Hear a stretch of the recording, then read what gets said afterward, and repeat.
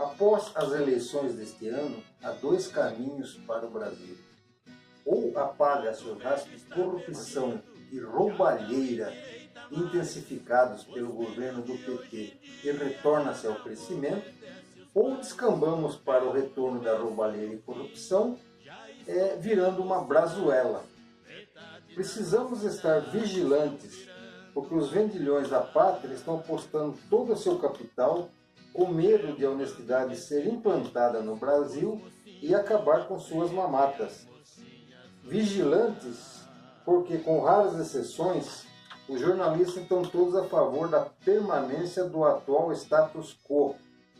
Mas isso é fácil de se compreender. É só olhar a biografia desse jornalista para ver que pertence ou pertenceram a partidos de esquerda, a quem interessa manter o atual estado das coisas. Alice a isso os favorecimentos feitos ao jornalista pelos governos nos últimos 15 anos. Só a economia que fazem com o pagamento de imposto já seduz muitos deles que não se importam de, em troca de um benefício próprio, contribuir para o fundamento do país. Os grandes veículos de imprensa nem se fala, pois estão com medo de acabarem as mamatas das verbas exorbitantes que recebem. Se analisarmos friamente, trata-se de um mensalão para a imprensa. A tendenciosidade das notícias é de deixar vermelho uma criança de 5 anos. A fajuntagem das pesquisas é mais grave ainda. A imprensa, quando não dá para esconder, ela publica algum artigo, mas com uma superficialidade que não permite fusão. O caminho que temos é manter esses escrotos sob incansável vigilância. Para sobrevivermos, vamos ter que aprender a selecionar e interpretar essas notícias tendenciosas. Resumindo, para impedir que o Brasil vire uma Venezuela, precisamos ter consciência de que a empresa está comprometida pelo mensalão e a propaganda governamental e que a balança pende para o lado dos mais poderosos. O silêncio dos demais veículos de comunicação demonstra que mesmo aqueles que se declaram independentes já foram cooptados.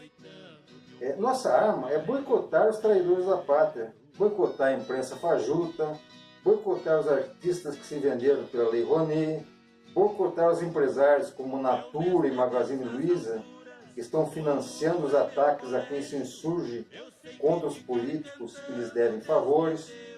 Entre as redações, esses empresários poderosos, a retribuição de gentilezas é bem maior do que se pode supor a vã filosofia. Como ter acesso aos bastidores que você não vê na imprensa tradicional? Santa rede social.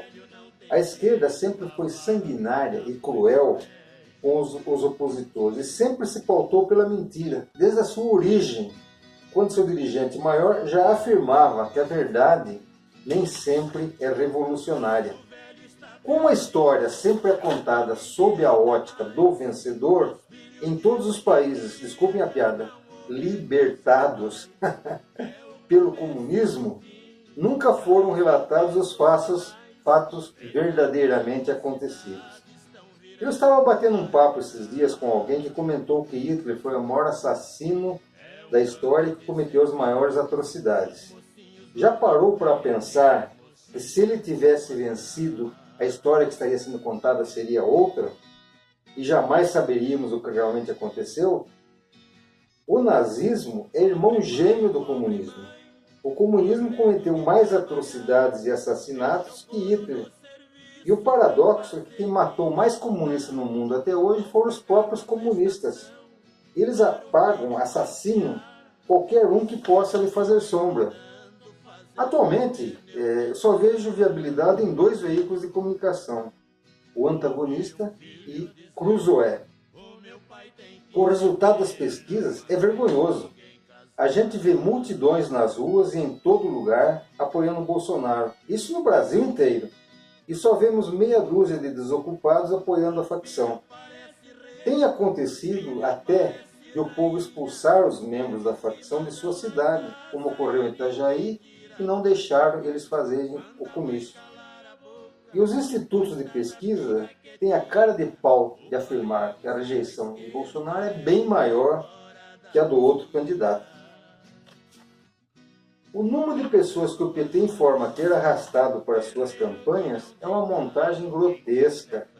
Em uma, a mesma multidão aparece no desfile do boneco de Olinda. Em outra, aparece um gordinho com camisa vermelha 5 vezes.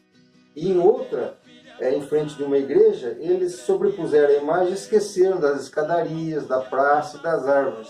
A piada é que a facção venceu em 2002, 2006, 2010, 2014 e a promessa de 2018 é que eles vão consertar o país que eles arrasaram.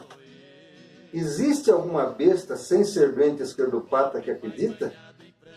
Se quiserem, relembremos o que aconteceu na eleição da presidenta. Vejamos, ela prometeu baixar a conta de luz. O que aconteceu? Apagão e tarifaço. Prometeu a retomada de crescimento. O que aconteceu? O PIB despencou. Prometeu controlar a inflação. O que aconteceu? A inflação chegou a mais de 10%. Prometeu controlar os juros, não elevá-los. A Selic chegou a 14,25%. Prometeu a geração de emprego. O desemprego cresceu 90%. Como alguém já disse, eu prefiro votar em alguém e arriscar a cair do cavalo ou a votar em alguém que vai roubar até o meu cavalo. Está em nossas mãos. Um abraço.